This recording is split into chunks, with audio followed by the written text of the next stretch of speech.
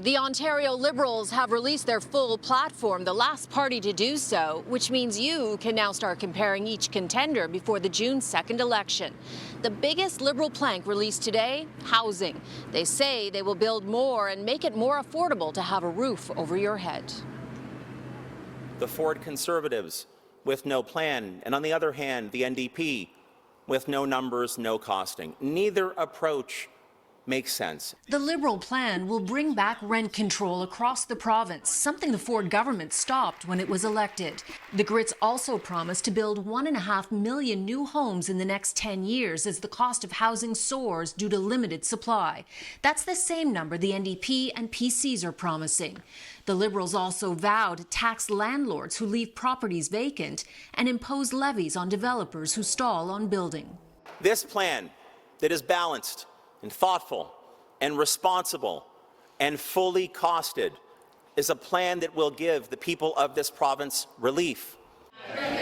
Some other points. The Liberals will raise minimum wage to $16 an hour. Compare that to the Conservatives, who will increase it to $15.50 an hour, and the NDP, who promised to bring it to $20 an hour in 2026. There's also $1 billion to clear the surgical backlog. In all, the Liberals are promising $16.4 billion in new spending.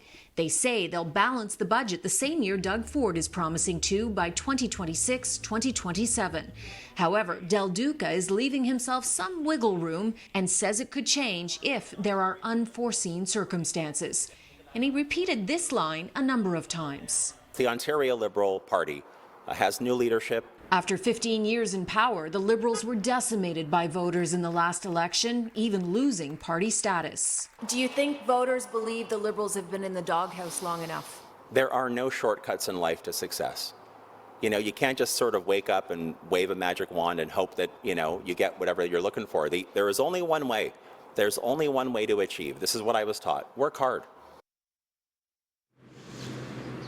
Now, Doug Ford's team issued a statement today saying the Liberal costing is off by $1.5 billion. And here's a new development on ODSP. That's support payments for people with disabilities.